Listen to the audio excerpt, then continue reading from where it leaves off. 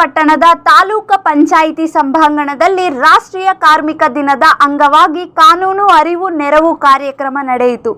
ರಾಯಚೂರು ಜಿಲ್ಲೆಯ ಮಾನ್ವಿ ಪಟ್ಟಣದ ತಾಲೂಕಿನ ಪಂಚಾಯಿತಿ ಸಭಾಂಗಣದಲ್ಲಿ ನಡೆದ ಕಾರ್ಯಕ್ರಮವನ್ನು ನ್ಯಾಯಾಧೀಶ ಆನಂದ್ ಎಚ್ ಕಣ್ಣೂರು ಉದ್ಘಾಟಿಸಿ ಮಾತನಾಡಿ, ಕಾರ್ಮಿಕರು ತಮ್ಮ ಹಕ್ಕುಗಳನ್ನು ತಿಳಿದುಕೊಳ್ಳುವುದು ಮುಖ್ಯ. ಯಾಕೆಂದರೆ ಕಾರ್ಮಿಕರಿಗೆ ಶೋಷಣೆಯಾದರೆ ಇಲಾಖೆಯ ಮೂಲಕ ಅಥವಾ ಕಾನೂನು ಸೇವಾ ಸಮಿತಿಯಿಂದ ನ್ಯಾಯ ಪಡೆಯಬಹುದು ಎಂದರು.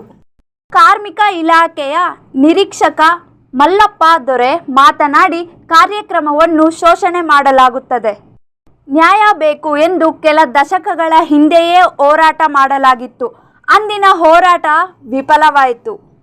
ಅಂದಿನ ಹೋರಾಟದ ಫಲವೇ ಇಂದು ಕಾರ್ಮಿಕರಿಗೆ ಹಕ್ಕುಗಳನ್ನು ಮತ್ತು ನ್ಯಾಯದ ಮೂಲಕ ದೊರಕುತ್ತಿವೆ. ನಮ್ಮ ಇಲಾಖೆಯಿಂದ ಕಾರ್ಮಿಕರಿಗಾಗಿ ದೊರಕುವ ಸೌಲಭ್ಯಗಳನ್ನು ನ್ಯಾಯ ಸಮ್ಮತವಾಗಿ ನೀಡುತ್ತೇವೆ ಎಂದರು.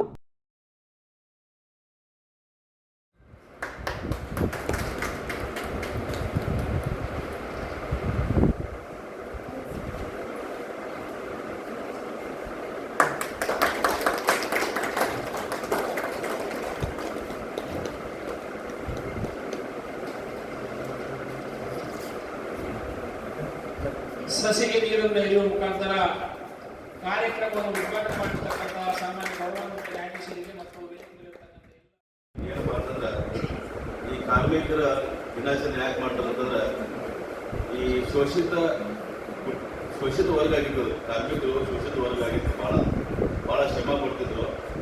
ಅವ್ರನ್ನ ಶಿಕ್ಷಣ ದುಡಿಸ್ಕೊಂಡ್ಬಿಟ್ಟಿದ್ರು. 8 ತಾಸು ಬಿಟ್ಟು 12 ತಾಸು 14 ತಾಸು 20 ತಾಸು ಹಂಗೆ ಬಿಟ್ಟು ದುಡಿಸ್ಕೊಳ್ಳೋದು. ಇನ್ನು ಬೇರೆ ದೇಶಗಳಲ್ಲಿ ಇದೆ ಹಂಗಿಲ್ಲ.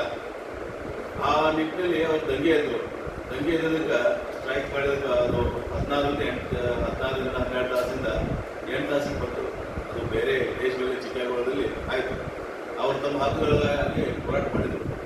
ಆದರೆ ಎಲ್ಲ ಕಡೆ ಕೂಡ ಈ ಕಾರ್ಮಿಕರ ದಿನಾಚರಣೆ ಒಂದೇ ತಾರೀಕು ಮಾಡೋದು ಮತ್ತು 8 ತಾಸುಗಳ ಒಂದು ಕಟ್ಟುನಿಟ್ಟಿನ ಪಾಲನೆ ಮಾಡಿದ್ರು. 8 ಅವರ್ಸ್ ಮಾಡಿದರು. ಅವಾಗ ಮೊದಲಿನ ಇರಲಿಲ್ಲ. ಈಗ ಕಾರ್ಮಿಕರು ನಮ್ಮ ದೇಶದ ಬೆನ್ನೆಲುಬು. ಯಾಕಂದ್ರೆ ಪ್ರತಿಯೊಬ್ಬರು ಕೂಡ ಈ ಕಾರ್ಮಿಕರು ನಮ್ದು ಏನು ಮಾಡೋಕ್ಕಾಗಲ್ಲ.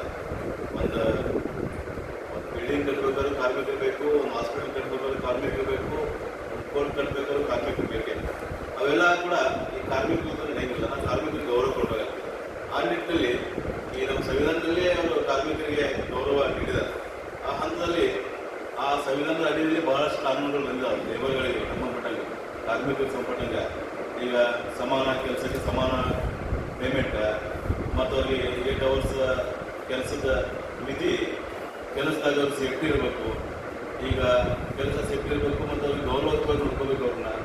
ಹೀಗೆಲ್ಲ ಭಾಳಷ್ಟು ಕಾಯ್ದೆಗಳು ಬಂದಿದ್ದಾವೆ.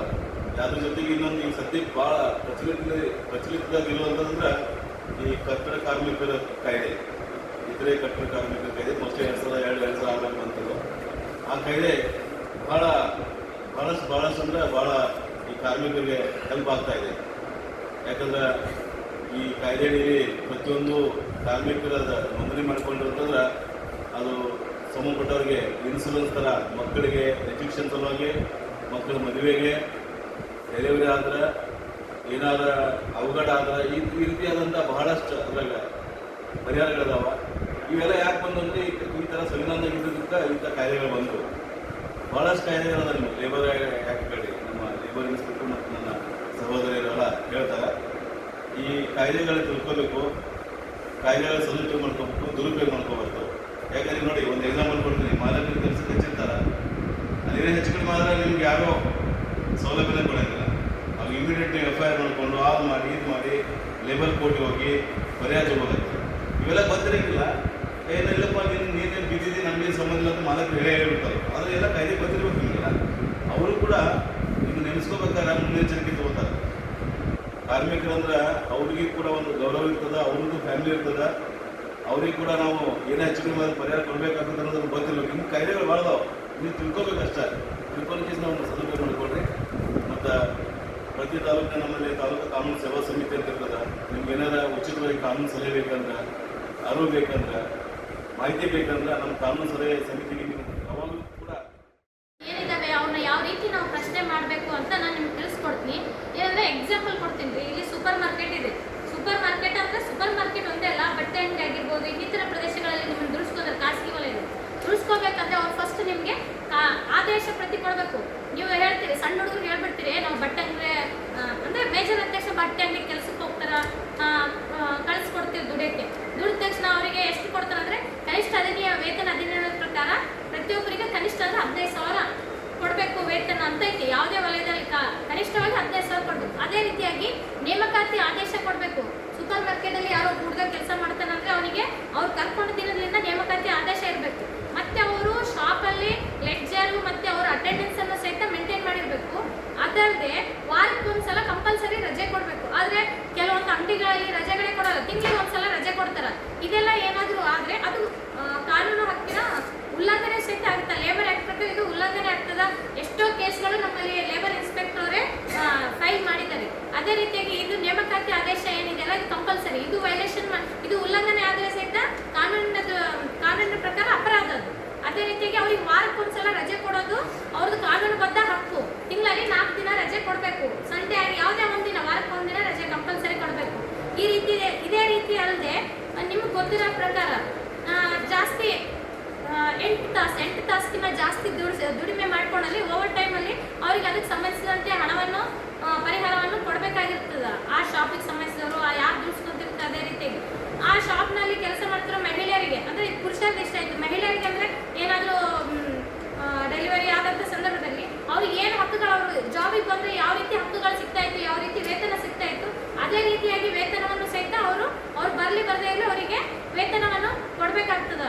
ಇದು ಅನೇಕವಾಗಿ ಇಲ್ಲಿ ಎಷ್ಟೋ ಶಾಪ್ಗಳಲ್ಲಿ ಕಂಪ್ಲೇಂಟ್ಸ್ ಬಂದಿದ್ದಾವೆ. ನಮಗೆ ವಾರಕ್ಕೊಂದ್ಸಲ ರಜೆನೂ ಕೊಡಲ್ಲ, ನಮ್ಮಲ್ಲಿ ನೇಮಕಾತಿ ಆದೇಶ ಇಲ್ಲ, ಬಂದು ಕನ್ಸಲ್ಟ್ ಮಾಡಿದಲ್ಲ ಅವರಿಗೆ ವಿಚಾರಿಸ್ತಾರ ಯಾಕೆ ಹಿಂಗಂತ.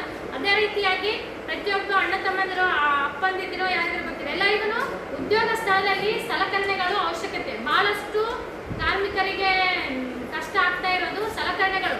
ನಮ್ಮಲ್ಲಿ ರಕ್ಷಣೆ ಮಾಡೋದ್ರ ಸಲುವಾಗಿ ಗುತ್ತಿಗೆದಾರರು ಇರ್ತಾರೆ, ಆ ಬಿಲ್ಡಿಂಗ್ ಕನ್ಸ್ಟ್ರಕ್ಟರ್ ಯಾರಿರ್ತಾರೆ ಅವರು ನಿಮಗೆ ಸಲಕರಣೆಗಳನ್ನು ನೀಡಬೇಕಾಗುತ್ತೆ. ಓನ್ಲಿ ಕಾರ್ಮಿಕ ಕಟ್ಟಡ ನಿರ್ವಹಿಸುವವರಿಗೆ ಅಷ್ಟೇ ಅಲ್ಲದೆ ಇನ್ನಿತರ ಕ್ಷೇತ್ರದಲ್ಲಿ ಕೆಲಸ ಮಾಡೋರಿಗೂ ಸಹಿತ ಮಾಸ್ಕ್ಗಳು ಇಂಪಾರ್ಟೆಂಟು, ಕ್ಯಾಪು ಇಂಪಾರ್ಟೆಂಟು. ಇವು ಹಟ್ಟಿ ಘಟ್ಟ ಏನಪ್ಪ ಅಂದರೆ ಪ್ರತಿಯೊಂದು ಕಟ್ಟಡ ಆಗಲಿ, ರಸ್ತೆ ಆಗಲಿ, ಪ್ರತಿಯೊಂದು ನಮ್ಮ ಕಟ್ಟಡ ಕಾರ್ಮಿಕರ ಒಂದು ಕೆಲಸ ಪ್ರಮುಖವಾದದ್ದು. ಹಾಗೂ ಕಟ್ಟಡ ಕಾರ್ಮಿಕರು ಕಾರ್ಮಿಕರಂದರೆ ಯಾರಪ್ಪ ಅಂದರೆ ತನ್ನ ದೈಹಿಕ ಮತ್ತು ಭೌತಿಕ ಮತ್ತು ಮಾನಸಿಕ ಈ ಒಂದು ಶ್ರಮಕ್ಕೆ ದುಡಿಯುವಂಥ ಒಂದು ವರ್ಗದವರಿಗೆ ನಾವು ಕಟ್ಟಡ ಕಾರ್ಮಿಕರಂತ ಕರಿತೀವಿ.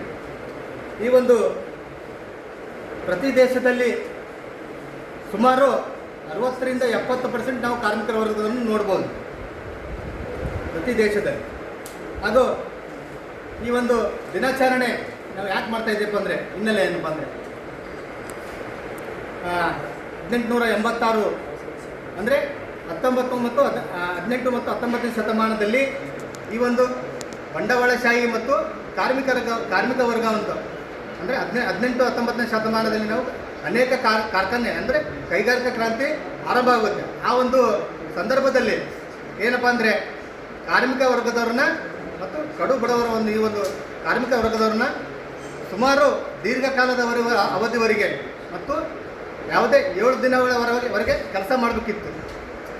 ಈ ಒಂದು ಸಂದರ್ಭದಲ್ಲಿ ಕೆಲವೊಂದು ಯೂನಿಯನ್ಗಳು ಅಂದರೆ ಕಾರ್ಮಿಕ ಸಂಘಟನೆಗಳು ಏನಪ್ಪ ಅಂದರೆ 1886 ಮೇ 1ರಂದು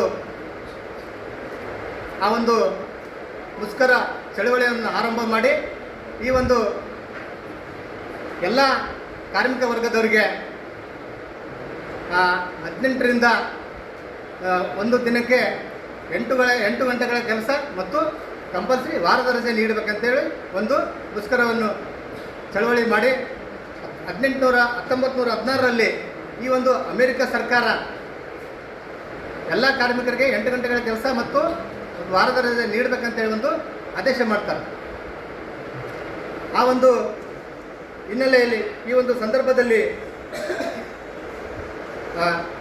ಕಟ್ಟಡ ಕಾರ್ಮಿಕರಿಗೆ ಮತ್ತು ಎಲ್ಲ ಕಾರ್ಮಿಕರಿಗೆ ಮತ್ತು ಅವರಿಗೆ ಇರುವಂಥ ಎಲ್ಲ ಸೌಕರ್ಯಗಳು ಮತ್ತು ಅವರಿಗೆ ಇರುವಂಥ ಸೌಲಭ್ಯಗಳು ಈ ಒಂದು ಅಮೆರಿಕ ಸರ್ಕಾರ ಆ ಒಂದು ಎಲ್ಲ ಒಂದು ಕಾರ್ಮಿಕರಿಗೆ ಆ ಒಂದು 1923ರಲ್ಲಿ ನಮ್ಮ ಭಾರತದಲ್ಲಿ 1923 ನಮ್ಮ ಭಾರತದಲ್ಲಿ ಚೆನ್ನೈನ ಈಗ ಮೊದಲಿನ ಮದ್ರಾಸ ಈಗಿನ ಚೆನ್ನೈನಲ್ಲಿ ಕೆಲವೊಂದು ಲೇಬರ್ ಕಿಸನ್ ಆಫ್ ಹಿಂದೂಸ್ತಾನಿ ಎಂಬ ಒಂದು ಯೂನಿಯನ್, ಆ ಒಂದು ಯೂನಿಯನ್ ಮುಖಾಂತರ 1923ರಲ್ಲಿ ವರದಿ ಶಫೀಕ್ ಹುಸೇನ್ ಮಾನವಿ. ಮೆಂಡು ನ್ಯೂಸ್ ನೆಟ್ವರ್ಕ್, ಸತ್ಯದ ಕನ್ನಡಿ.